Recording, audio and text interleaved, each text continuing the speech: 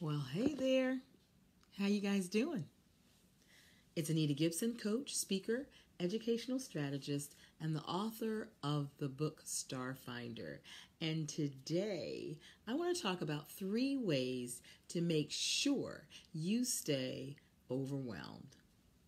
You know, good morning, Tasha.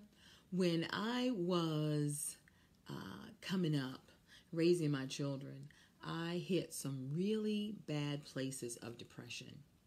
Depression to the point of being suicidal, trying to figure out how I could get out of this life. And as I look back on that season, I realized there were some things that were going on in my life that caused me to be in this dark place of overwhelm. So when I looked up the word overwhelmed, it said this: bury or drown beneath a huge mass. It said defeat completely. You ever felt like that? Like, I just can't take another day. Not one more problem. Not one more issue. Not one more question. Not one more bill. I just can't take anymore. I've been there. And I know how helpless that feels. And so today I want to talk about 3 ways to make sure you stay overwhelmed. So if you want to continue in that place, always, and these are the ABCs, always focus on what others are doing and what others are doing wrong. Always be prepared to let people know their stuff is coming up short. And make sure you let them know that yours is right. So when you get focused in on other people, you have just focused in on a place you can do nothing about. You can't make a person change how they think. You can't make them change their behavior. And so to take the energy and time to focus in on why someone is wrong is a waste of your time because it's the wrong focus. And to make sure you let them know when you're right, because, I remember that it was a lot of times I was right. And I thought, sometimes it was about stuff that maybe there was an argument about with someone else. Maybe it was with my husband. And when I found out I was right, I sure did make sure he knew. Until I began to realize there's no fruit that comes from that. To constantly let your kids know they didn't do this right, they didn't do that right, is going to bring you down because you can't do anything about other people's behavior. So if that is your focus, you will not be able to move forward. If you want to stay overwhelmed, the second thing, the B, be a people pleaser. OMG. This was so ingrained in my DNA. I did not understand. I had this basic need to please others, for others to be pleased with me, for others to be happy with me, for others to think well of me.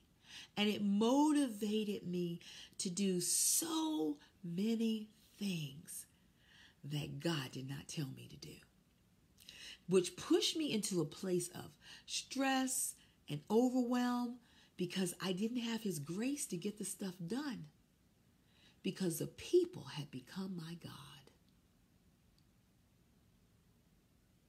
And the stuff I was doing was because it was more important for them to be pleased than for God.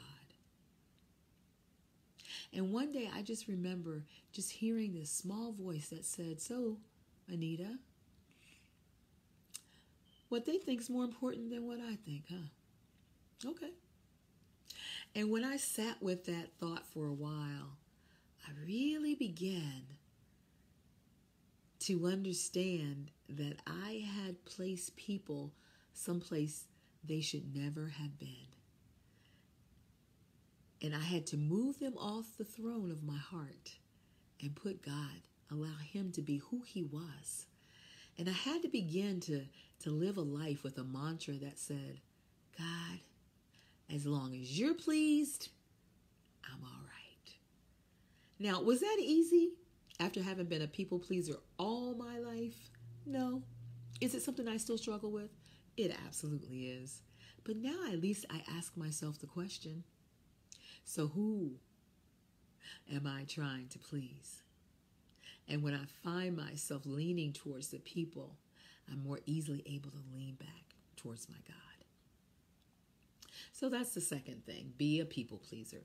The third way to make sure you stay overwhelmed is keep comparing your life. Compare, that's the C.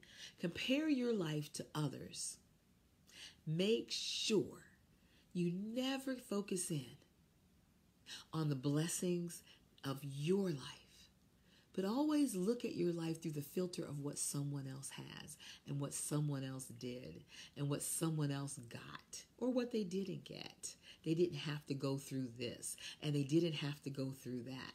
Stay right there, and I guarantee you will feel overwhelmed. That definition of buried or drowned beneath a mass or defeated completely. Because the life that you're looking at, the lives that we look at when we compare, have nothing to do with us. And it's actually a sign that we do not understand the gift of the life we have been given.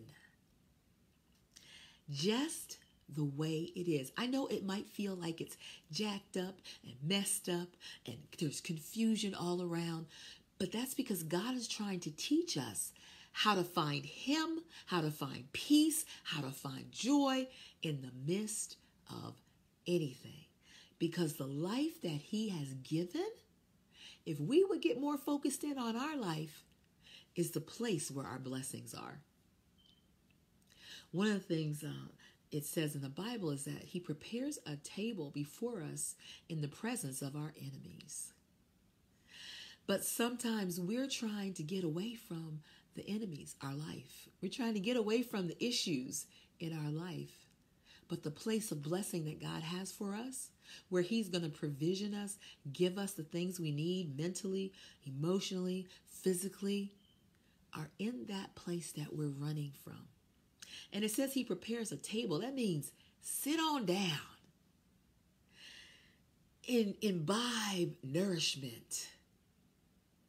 Be satisfied in that place that you keep running from. Be at peace with the life that God has given you. Stop wanting to be, trying to be like anybody else. Because when we do that, then the world is missing the presence of the person that God made us to be. And there's something that's missing because we are not in our rightful place. So let's today think about, are we overwhelmed? Do we feel buried or drowned beneath a mass? Do we feel completely and utterly defeated?